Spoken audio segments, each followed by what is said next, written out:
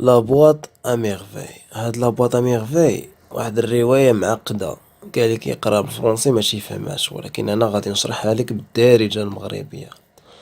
دابا اخويا في لا بواط اميرفي الكاتب ديالها الصفريوي كان كيعاود على القصة ديالو منين كان صغير، يعني كيعاود على الحياة ديالو كيف كانت وكيفاش الاجواء في مدينة فاس في المغرب في داك الزمان. القصة كتبدا بالصفريوي به هو نيت. فاش كان صغير كان حدا دارهم في الدرب، وكان كيعجبو يجري وكيتسابق وكيشوف الحمير دايزين وكيلعب مع العصافير. بغا يشد واحد الفرخ ماشي باش ياخدو غير باش يلعب معاه، ولكن باش يديرو صديق ديالو. يعني سيدي محمد كيحس بالوحدة منذ بداية القصة، يعني منذ بداية القصة إلى نهايتها. سيدي محمد كيحس بالوحدة لا سوليتيد. وكان سيدي محمد كيعيش في دار الشوافة مع باه السي عبد السلام. باه سميتو السي عبد السلام، ومو سميتها لالا زبيدة. فين ساكنين في واحد الدار، هاد الدار سميتها دار الشوافة.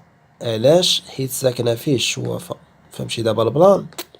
المهم الولد اللي هو سيدي محمد كيفيق ديما بكري باش يمشي للمسجد، اللي هي مدرسة قرآنية كاينة في الدرب تاع النوالة. الدرب ديال النوالة كيترأسها الفقيه اللي ديما كيكون غضبان وطالع للدم في شخصية انه قاسي وقاصح مع التلاميذ. فبالرغم من ذلك سيدي محمد كيحس بالوحدة، وعنده واحد الميول للحلم والتخيل. كيبقى يحلم بزاف هاد خونا، وكيجبد ديك العلبة سميتها علبة العجائب. دائما فاش كيحس بالقنطة كيجبد هذيك علبة العجائب. هاد علبة العجائب شنو فيها لداخل؟ شي صدافي، شي مسامار، شي تخربيق. ولكن هاد التخربيق هذا هو بالنسبة ليه اشياء عجيبة. فسيدي محمد ما كيحملش يمشي الحمام، العقدة ديالو هي الحمام. علاش؟ لان الحمام كيعتبروه بحال جهنم. المهم سيدي محمد ما كيحملش عاوتاني نهار الثلاث، جوج الحوايج. الاولى ما كيحملش الحمام، والثاني ما كيحملش نهار الثلاث، حيت هذاك النهار كيعرض فيه القرآن. واحد النهار تلفات زينب. شكون هاد زينب؟ زينب هي اللي واحد البنيوته كبر من سيدي محمد، بنت من الزينوبة هادي. هاد الزينوبة هادي بنت رحمة، با سميتو دريس العواد. شنو طرا ليها؟ تلفات واحد النهار تلفات. وهاد الخبر غادي يفرح سيدي محمد. علاش؟ حيت هو ما كيحملهاش. ولكن من بعد لقاوها، وملي لقاوها دارو كسكسو صداقة. ايوا المهم بقات الحياة غادية بحال هكا، حتى لواحد النهار السي عبد السلام طاح ليه راس المال ديالو كامل في السوق. هاد الخبر هو الحدث الرئيسي في القصة. من بعد ما كان سيدي محمد عايش مزيان هو والأم ديالو، حيت السي عبد السلام كان خدام مزيان، كانت عنده ورشة كبيرة كيبيع فيها التوب. اوكي، بات هاد الفرتوت كيبيع التوب. ومن بعد ما كانش عند السي عبد السلام اي خيار الا السفر الى نواحي فاس باش يخدم اي خدمة. وذاك العمل اللي كان كيدير كان عمل شاق وصعيب، ولكنه تحمل ذلك باش يرجع راس المال ديالو. ومنين مشى كان مرة كيصيفط لهم شي سخرة مع واحد الرجل وكيطمئنهم على حالته. ومن بعد داك السفر الولد سيدي محمد مرض. باش مرض بسبب الرحيل ديال باه اللي كان كيبغي يكون معاه ديما في الدار. والام كذلك ولات كتمشي للاضرحه هي وصاحبتها لاله عيشه. فهمتوا دابا البلان؟ شكون هاد لاله عيشه؟ لاله عيشه تلقى راجلها. ايوا سيدي بداو كيمشيو عند واحد العارف كيقولوا ليه كيقول لهم غادي ترجع الامور كيف ما كانت. كيطلق عليهم السلوقيه. الولد سيدي محمد ما بقاش كيمشي للمدرسه بسبب الاستياء ديالو. ومن بعد عدة ايام جات واحد النهار زينب كتجري باش تقول لهم راني شفت السي عبد السلام جاي، راه كيهضر مع واحد الراجل. وهذا الخبر فرح سيدي محمد ولاله زبيده. ومنين جا بدا كيعاود ليه ولدو الاحداث اللي طراو ليه، وبداو كيجيو الناس وكيزغرتو، وجا دريس بداو كيهضروا بجوج، هو يحس عاوتاني بالوحده. سيدي محمد مشى هو يحل ديك العلبه، وهنا سالات هذيك القصه. وما تنساش باللي لوطور ولي او سميتو اي لي بيرسوناج كاملين كاملين شدهم غير احمد السفراوي. فهمتو دابا البلان ديال هاد القصه هادي كولا طالعه بحال ما كدا، ولكن الا جيت تقرا ويلي شحال فيها. السلام عليكم.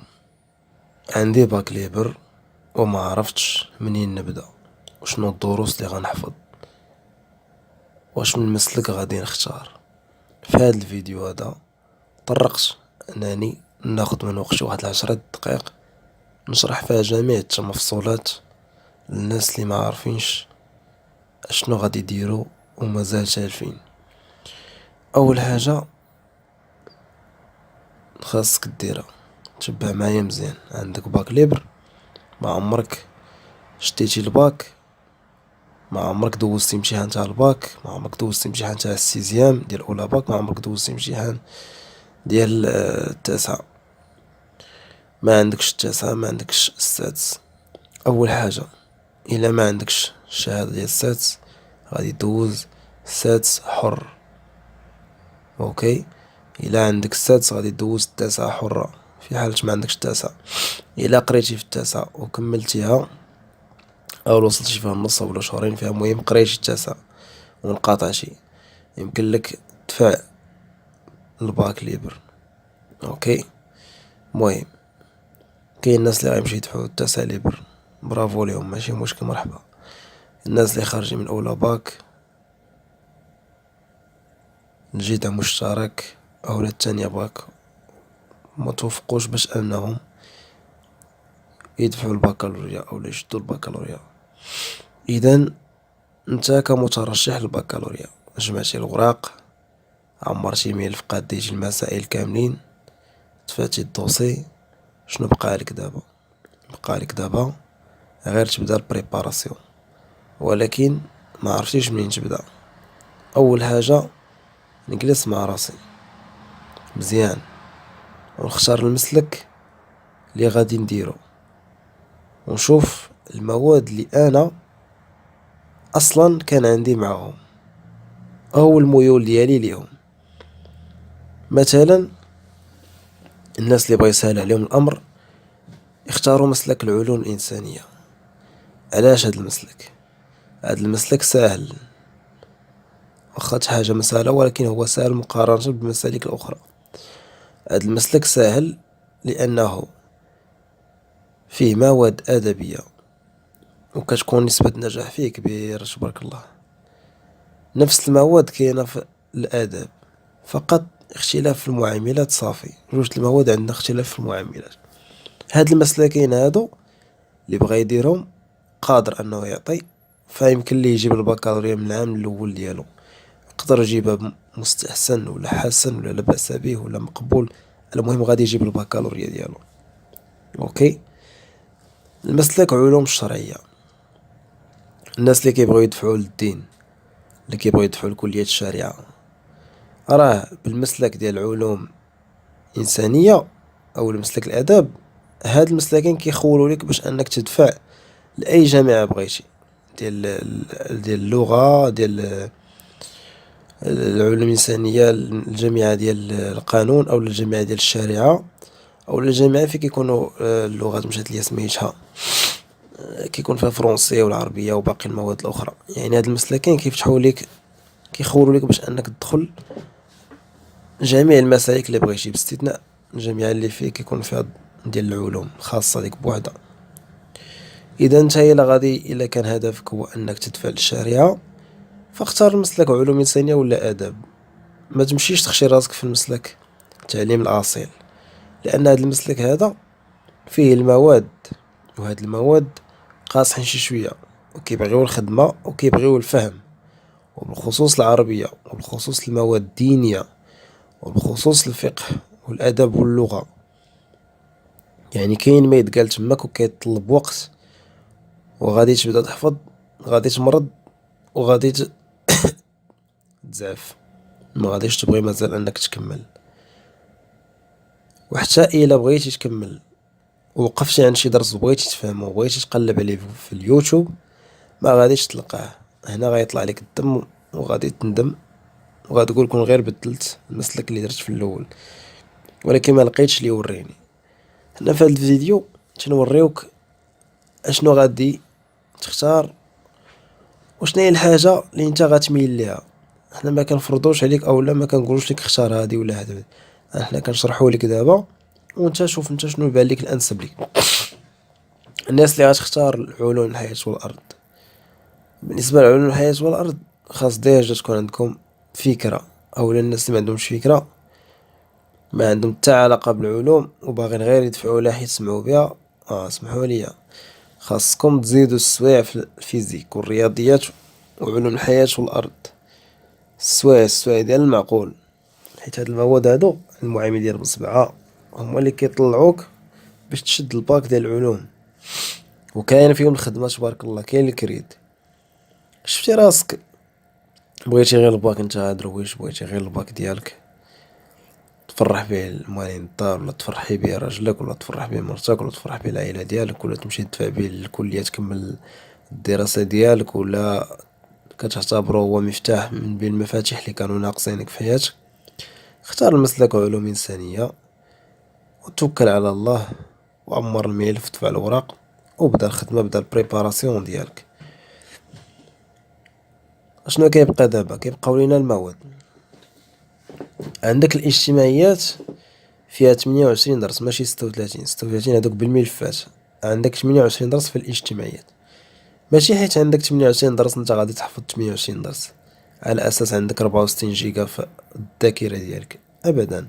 خاصك تخدم بالمنطق وتخدم بذكاء، لان هاد المواد هادو كيطلبوا غير الذكاء، ما كيطلبوش واحد الجهد، فقط كون ذكي وخدم عقلك وغادي تنجح.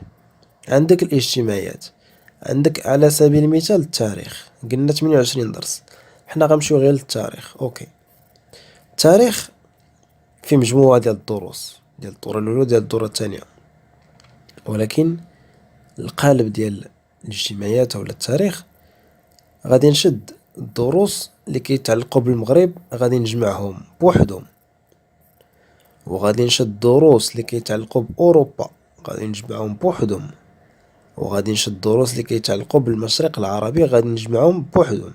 المشرق العربي بحال القضية الفلسطينية والجذور ديالها، دروس تاع المغرب بحال المغرب استكمال الوحدة الترابية وغادي، دروس ديال أوروبا بحال العالم غدا الحرب العالمية الأولى وحنا غادي، يعني غيوليو عندنا 3 مجموعات. فانت خاصك هنايا تخدم عقلك مزيان، اختار 2 المجموعات فقط، لان في الامتحان كيحطوا لك موضوع مقالي، يا اما غيطيح لك في المجموعه الاولى يا اما غيطيح لك في المجموعه الثانيه، وميمطو غادي تكون عارف بزاف تاع الحوايج باش تجاوب في موضوع مقالي. اذا ماشي بالضروره تكون حافظ كلشي، اختار 2 المجموعات حفظهم، يا اما تحفظ المشرق العربي مع اوروبا، اولا المشرق العربي مع المغرب، اولا اوروبا مع المغرب، اولا اوروبا مع المشرق العربي. يعني هنا خدم الذكاء ديالك. نمشيو لعند الفلسفة. الفلسفة معروفة بأن الوضع البشري مخصص وكيتحط بزاف الأدبيين والعلوم الإنسانية، وبالضبط مجزوءة الوضع البشري الشخص الغير التاريخ، هادو ضروري ما غتلقاهم في الورقة. اوكي، انت كون ذكي غادي تحفظ 2 المجزوءات، يا اما الوضع البشري مع المعرفة، يا اما الوضع البشري مع الاخلاق، يا اما الوضع البشري مع السياسة. انت غتحفظ 2 اللي كيبانو ليك ساهلين، ومية في المية الدراري تيركزو على الوضع البشري والسياسة بحكم ان هاد المجزوءتين مفهومين وواضحين، والفلاسفة ديالهم كيقدروا انهم يترسخوا في الذاكرة تاع الشخص اللي كيحفظ. شنو كيبقى لك هنا؟ كتبقى لك غير المنهجية، المنهجية ديال تحليل النص، والمنهجية ديال تحليل القولة، والمنهجية ديال تحليل السؤال. اوكي، هادو خاصك تدرب عليهم وغادي تفهمهم. وبغيتي تفهم بزاف غتلقاهم في اليوتيوب مشروحين بزاف، درت يشرحوهم بزاف، الاساتذه تيشرحوهم بزاف، اي حاجه كتبتيها غتلقاها. علاش قلت لكم انا هاد المسلكين علوم الانسانيه والاداب؟ حيت اي حاجه سولتي عليها في اليوتيوب غتلقاها مشروحه. حتى من قناه اللغه العربيه كاين الاستاذ ديالها كيشرح دروس مميزه جدا، يعني ما غاديش توحل، ما غاديش يستصعب عليك الامر. اوكي، نمشيو عند العربيه. العربيه عندك اسيدي 4، هادو في الشعر، هادو خاصك تاكلهم: الشعر الإحيائي، الشعر الرومانسي، تجديد الرؤية، والشعر الآخر مشى ليا سميتو. المهم هاد الربعات